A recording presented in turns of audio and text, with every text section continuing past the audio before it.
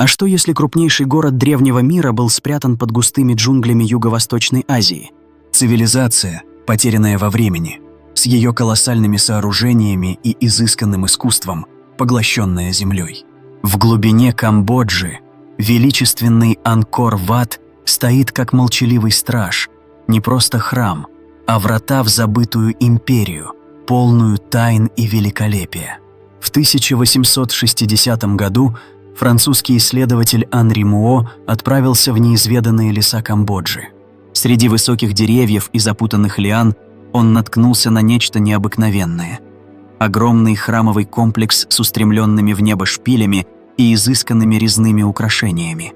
Пораженный он писал: «Один из этих храмов, соперник храма Соломона, воздвигнутый каким-то древним Микеланджело, мог бы занять почетное место среди наших самых прекрасных зданий». Его открытие Ангкор-Вата представило западному миру цивилизацию, чьи достижения соперничали с величайшими известными империями. Ангкор-Ват – крупнейший религиозный памятник на Земле, занимающий более 162 гектаров. Построенный в начале XII века королем Сурьяварманом II, он был посвящен индуистскому богу Вишну, а затем превратился в буддийский храм. 5 центральных башен храма символизируют вершины горы Меру, священной горы в центре индуистской вселенной.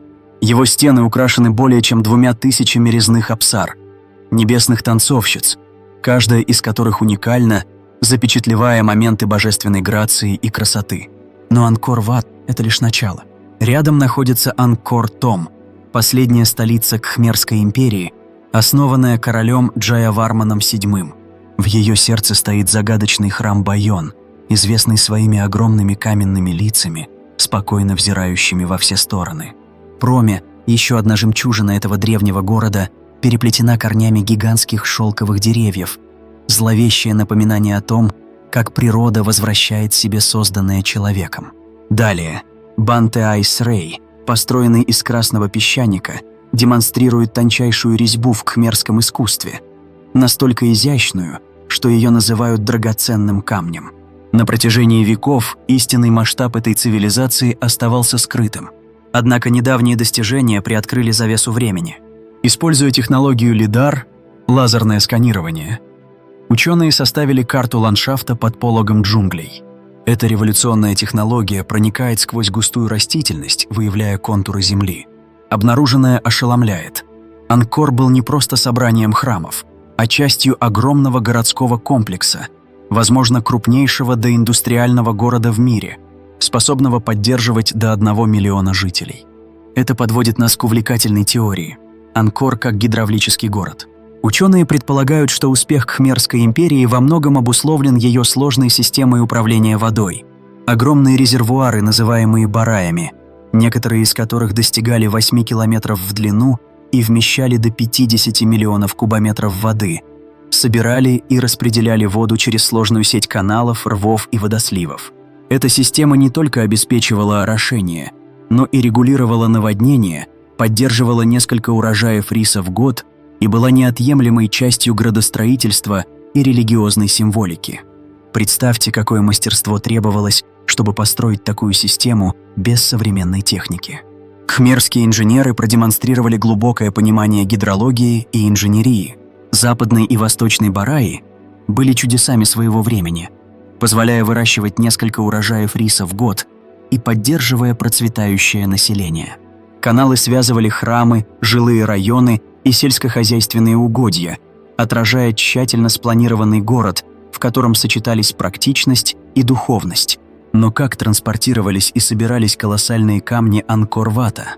Основным материалом был песчаник из гор Пул-Кул, расположенных примерно в 40 километрах. Было добыто более 5 миллионов тонн камня. Монументальная задача. Кхмеры нашли гениальное решение. В сезон дождей, когда уровень воды поднимался, камни грузились на плоты, сделанные из плавучего бамбука и бревен. Эти плоты сплавлялись по реке Сием-Реап и через сеть каналов прямо к месту строительства. Искусство не ограничивалось строительством. Стены храма оживают благодаря барельефам, изображающим мифологические сцены, битвы и повседневную жизнь. Почти 1000 квадратных метров этих резных изображений рассказывают истории из Рамаяны и Махабхараты. оживляя богов, демонов и героев.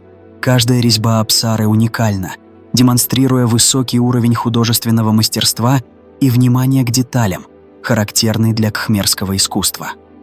Однако, несмотря на всю эту сложность, Кхмерская империя в итоге пришла в упадок. Изменения окружающей среды дают некоторые подсказки. Исследования показывают, что длительные засухи, за которыми следовали сильные муссоны в XIV-XV веках, могли перегрузить гидравлическую систему. Инфраструктура, поддерживавшая подъем империи, не смогла адаптироваться к резким климатическим изменениям, что привело к сельскохозяйственным неудачам и ослаблению стабильности империи. Использование лидара не только перевернуло наше понимание Анкора, но и преобразило археологию по всему миру. Аналогичные технологии раскрыли скрытые города майя в Гватемале и неизвестные структуры вокруг Стоунхенджа в Великобритании. Раскрывая то, что было невидимым, лидар позволяет переоткрывать утраченные главы человеческой истории. ЮНЕСКО называет Анкор одним из важнейших археологических объектов Юго-Восточной Азии. Это больше, чем руины. Это живая хроника расцвета цивилизации, ее изобретательства и сложных отношений с окружающей средой. Чем глубже мы погружаемся, тем больше узнаем уроков о устойчивости, инновациях и бренности даже величайших человеческих достижений. Так что, возможно, истинное наследие Анкор-Вата не только в его камнях и резьбе, но в вопросах, которые он поднимает о нашей собственной цивилизации. Понимая, как кхмеры использовали природу, прославляли искусство и строили памятники, касающиеся небес, мы можем найти идеи для формирования нашего мира сегодня. Тайны Анкор-Вата продолжают раскрываться. Каждая находка снимает еще один слой с этой загадочной империи. Это напоминание, что история — не просто запись прошлого, а зеркало, отражающее вечные аспекты человеческого духа, стремление созидать, исследовать и оставить неизгладимый след в мире.